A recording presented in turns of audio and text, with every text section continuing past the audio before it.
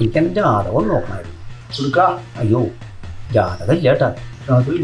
ജാതകം ഓരോണ്ടുണ്ടാക്കിയതായിരുന്നേ. ഒരു മഴക്കാലത്തെ കത്തിക്കാതൊന്നും കിട്ടാണ്ടായപ്പ ഇതുകൊണ്ടൊരു കാര്യമില്ലാന്ന് പറഞ്ഞിട്ട് അമ്മ അത് കത്തിച്ച് ചായ ഉണ്ടാക്കി. കമ്പ്യൂട്ടർ ജാതകം ഉണ്ട്, അതിന്റെ ലിങ്ക് ഞാൻ അയച്ചുതരാം. ലിങ്ക് വേണ്ടാട്ടാ. നമ്മുടെ ഗവൺമെന്റ് തന്നെ പറഞ്ഞിട്ടുണ്ട് ലിങ്കുകളോ മറ്റു സാധനങ്ങളോ ഒന്നും ക്ലിക്ക് ചെയ്തെന്ന് പറഞ്ഞിട്ടുണ്ട്. ലിങ്ക് വേണ്ടെങ്കിൽ PDF ഉണ്ട്, ഇതേ അയച്ചു വന്നൂട്ടാ. PDF വേണ്ട, വായിക്കാൻ പറ്റില്ല. സമയം ഉണ്ടാ? അയ്യോ തീരെ സമയമില്ല കേട്ടാ. ചെന്നിട്ട് വേണം റേഷൻ മേടിക്കാൻ. റേഷൻ മേടിക്കാൻ പോകുന്ന സമയമല്ല ഞാൻ ചോദിച്ചേ, നിങ്ങൾ ജനിച്ച സമയം. അതുണ്ട് കേട്ടാ.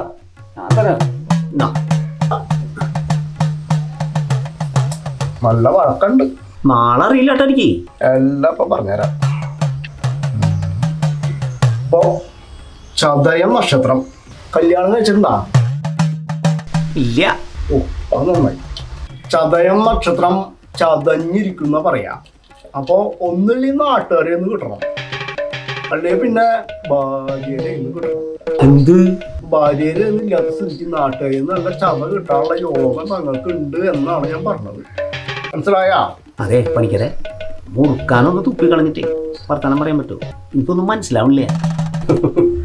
മുറുക്കാനുള്ളത് ബബിൾക്കം. മുറുക്ക് നിർത്താൻ വേണ്ടിട്ട് ഡോക്ടർ പറഞ്ഞതാ ബബിൾക്കം ചവയ്ക്കാൻ. ഇത് നിർത്താനായിട്ട് എന്തിട്ട് ചെറുപ്പിട്ട് വരുമെന്ന് അറിയില്ല. മധുരൊക്കെ അങ്ങോട്ട് പോയി, ഇപ്പൊ ടേസ്റ്റ് ഇല്ല കേട്ടോ. ചവയ്ക്കനാ? എനിക്ക് വേണ്ട. അല്ല ഇതല്ല, സാധന സ്റ്റോക്ക് വേറെ ഉണ്ട്.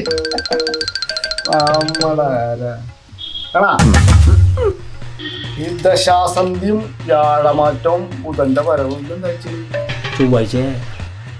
ചൊവ്വ അല്ലേ? ചൊവ്വാഴ്ച ഇങ്ങനെ വരുമ്പോ ഒരു പ്രശ്നമാണ്. അപ്പൊ ഇതിന് പരിഹാരമൊന്നുമില്ലേ? പ്രശ്നവശാല് കുറച്ച് ദുരിതകാലമാണ്.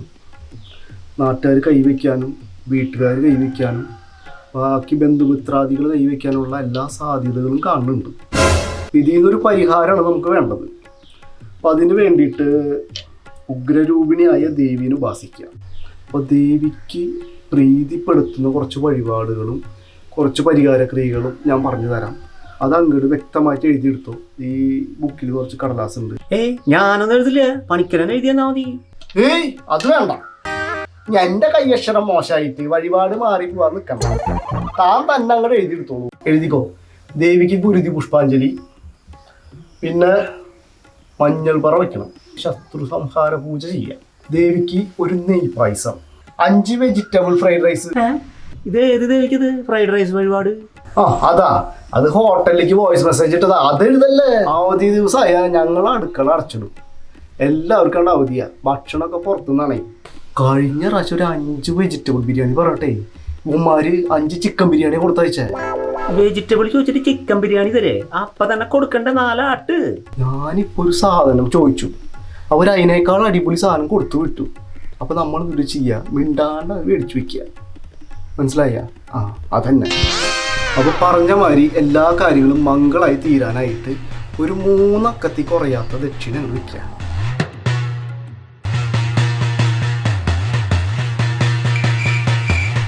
അല്ലടാ, അപ്പൊ നീ എന്നാ നാട്ടിൽ വരുന്നേ? അപ്പൊ നീ നാട്ടിൽ നടക്കുന്ന വിഷയങ്ങളൊന്നും അറിയണില്ലേ? വരത്തുപോക്കന്നെ. ദേവിയുടെ ഓരോ കളികളല്ലടാ. സംഗതി നാട്ടിൽ കുറെ പേരൊക്കെ കണ്ടിട്ടുണ്ട്. പക്ഷെ ഈ കണ്ടവരാരും പുറത്ത് പറയണില്ല. ചിലപ്പോ പേടിച്ചിട്ടാവും. അപ്പൊ ഞാൻ പറഞ്ഞത് നിനക്ക് വിശ്വാസമായില്ലേ? നിനക്ക് ധൈര്യം ഉണ്ടെങ്കിലേ രാത്രി 12 മണിക്ക് ശേഷം അമ്പലത്തിന്റെ അവിടെ നിന്ന് പാടത്തേക്ക് പോണ വഴിയില്ലേ, അവിടെ പോയി നിന്നാ മതി. നിനക്ക് ഈ സംഭവം കാണാൻ പറ്റും, ഉറപ്പായിട്ടും.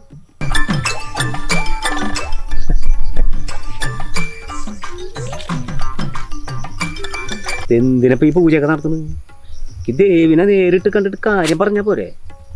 നേരിട്ട് ദേവിയോടെ ഇന്ന് തന്നെ അങ്ങോട്ട് ചോദിച്ച കാര്യം കഴിഞ്ഞില്ലേ?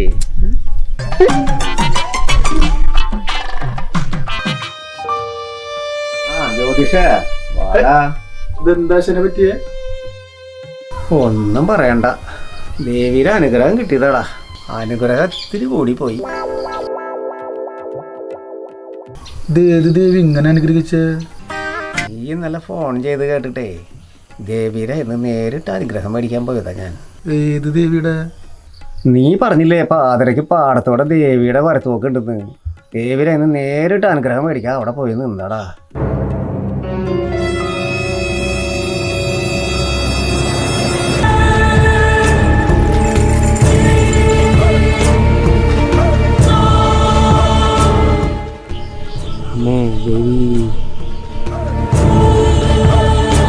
ദേവി അനുഗ്രഹിക്കണം ദേവി.